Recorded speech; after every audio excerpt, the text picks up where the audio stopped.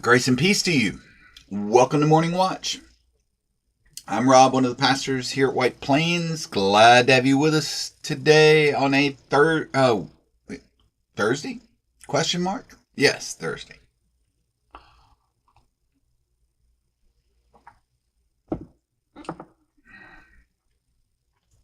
Morning, Faye. Morning, Kenna. And good morning to you whenever you're watching. This is where we gather for a song and a thought for the day.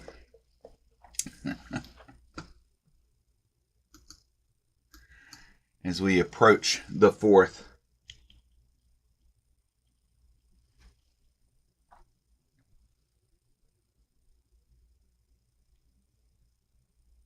Morning, Terry.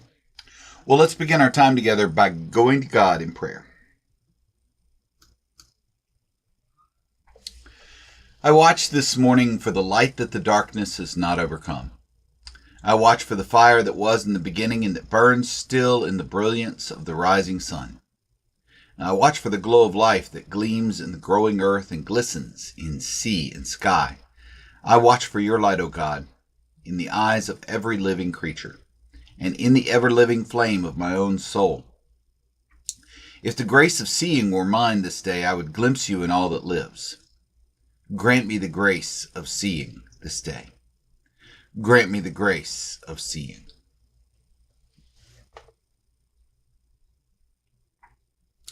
Amen and amen. So here's another U2 song, as this is turning out to be a U2 week. Got a surprise on Sunday as well. At church for U2. All right. This one, I don't think I've ever done this song on Morning Watch. It was not in my little collection of music that I've got saved here. I don't know why. It's an easy song and a great song. Good morning, Floretta. But anyways, from Joshua Tree to One Tree Hill. Very personal song to the band. Tells the story of a New Zealand Maori indigenous person named Greg Carroll, who was killed in a motorcycle accident. He was a friend of Bono's and been a roadie for the band. He took Bono up when the band visited New Zealand. He took Bono up on top of this sacred area to the Maori people called One Tree Hill. And then the song was written very shortly after his funeral. And the Jara in it is actually a different person, a revolutionary leader who had been assassinated. So it kind of mixes two stories, but it deals with loss and grief, but also celebration of life. Morning, Emma. Morning, Floretta. Here we go.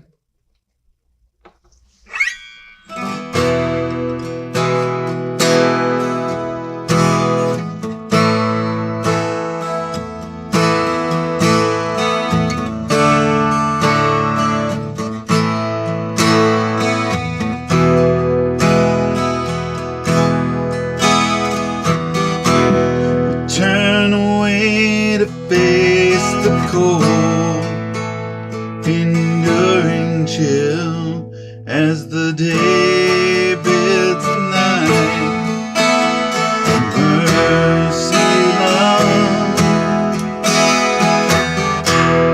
sun so bright it leaves no shadows, only scars carved in the stone on the face of it. The moon is up and over One Tree Hill. We see the sun go down in your eyes.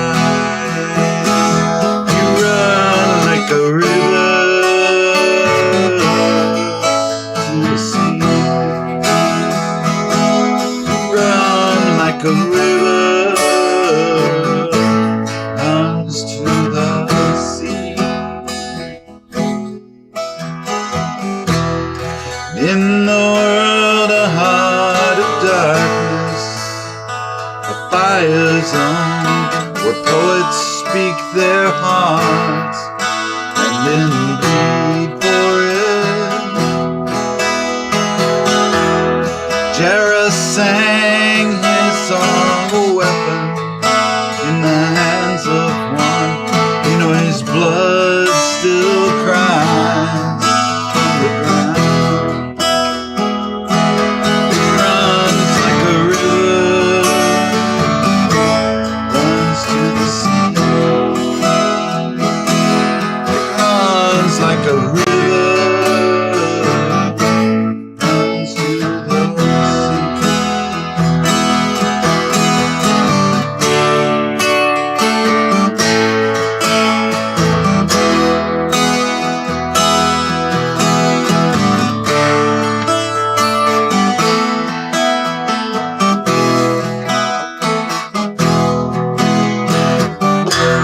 I don't believe in painted roses or bleeding hearts. My bullets rape the night of the merciful.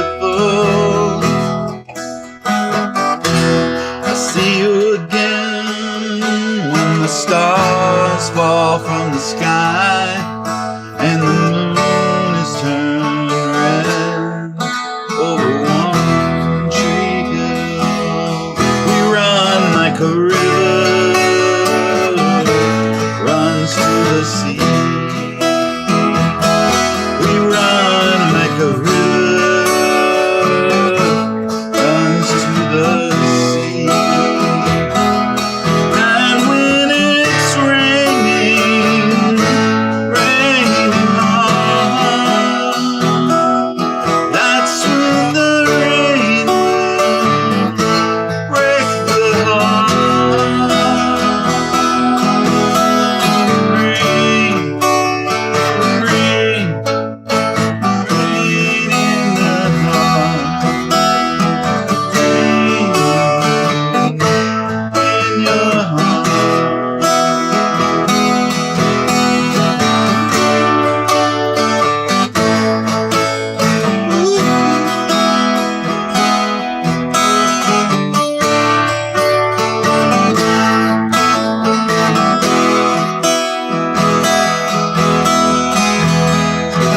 Oh, great ocean.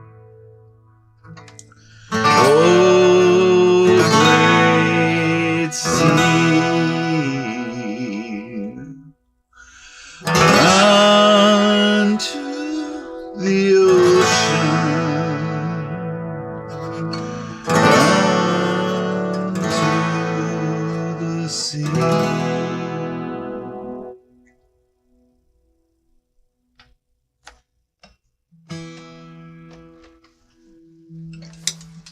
Yeah. Isn't that a pretty song? In 6 years, I don't think I've done that one.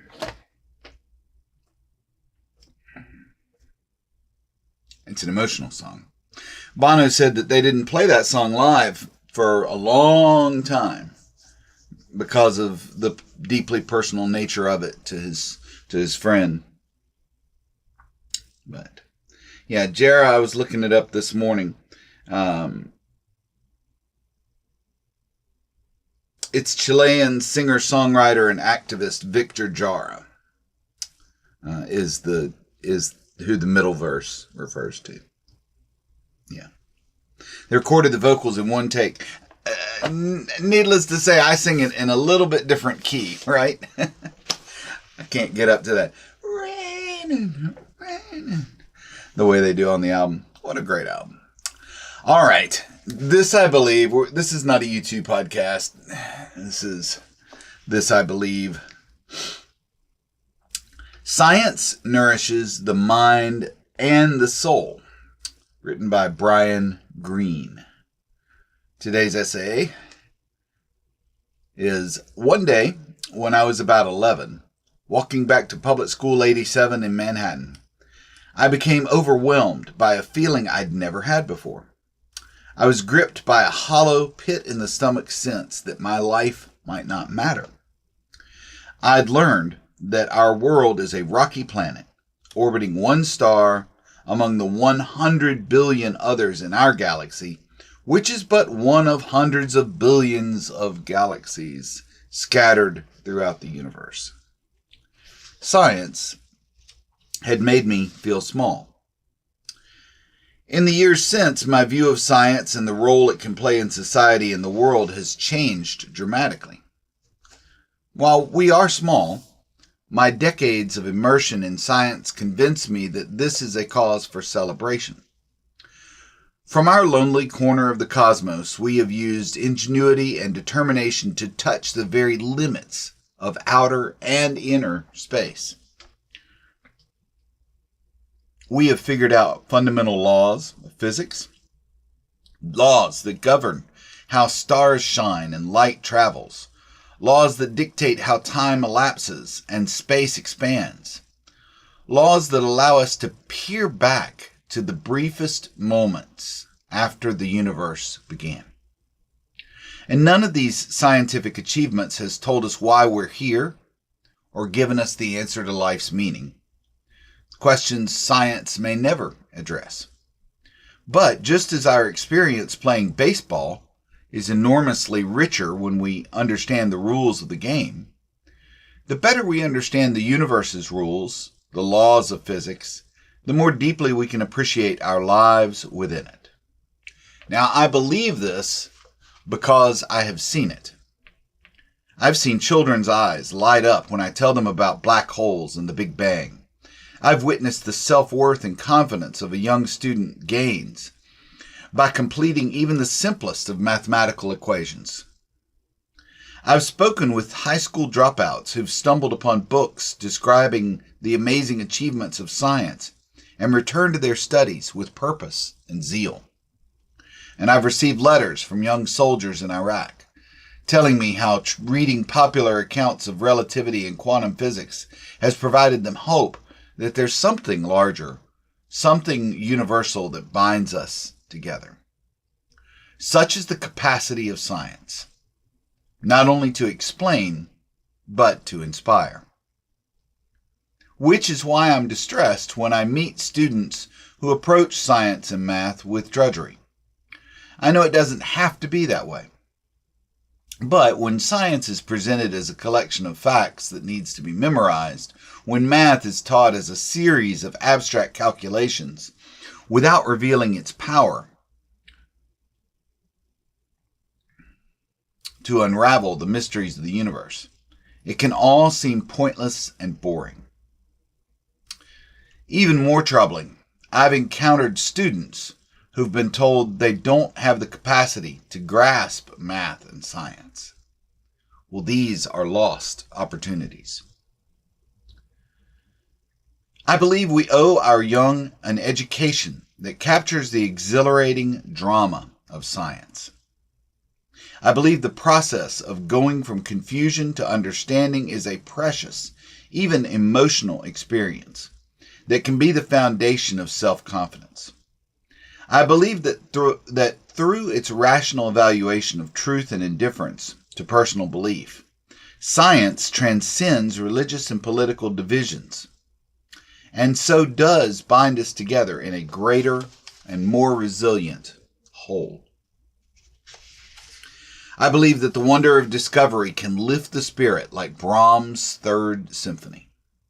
And I believe that the breathtaking ideas of science can nourish not only the mind, but also the soul.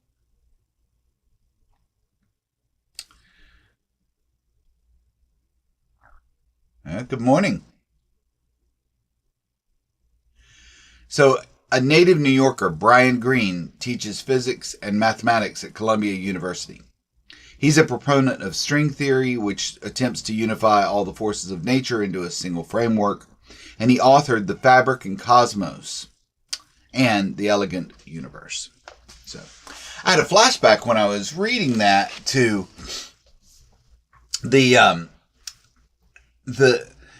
a time when I was young in elementary school when a relative showed me It's like, how to, all the numbers, you know how to count to 1 to 10, this way, right? And he wrote out, 1 to 10. I was like, well, yeah, of course I know that. He said, well, what if I told you that if you went the other way from 0, there was -1, -2, -3, and he wrote out the negative numbers to the left. As, I don't know, I was maybe in 3rd grade. I don't know how old I was, but it blew my mind. the introduction of negative numbers, and that if you subtracted a greater number, like 6 subtracted from 4, that it wouldn't just end at 0, that you could actually go into the negative, right? And I don't know what led him to, tell me that day, or work that out for me on paper, but I remember the feeling of going, whoa, that feeling of discovery, right? Well, I pray that you'll have a feeling of discovery today, that you will find peace and purpose in this day. Thanks for being here.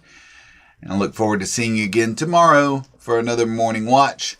I'll be off a couple of days next week as I'm going up to see my mom on the 1st of the week. So morning watch only Thursday and Friday of next week. No Tuesday, no Wednesday next week. All right. But I will be here tomorrow and hope to see you in church on Sunday. All right. Talk to you soon.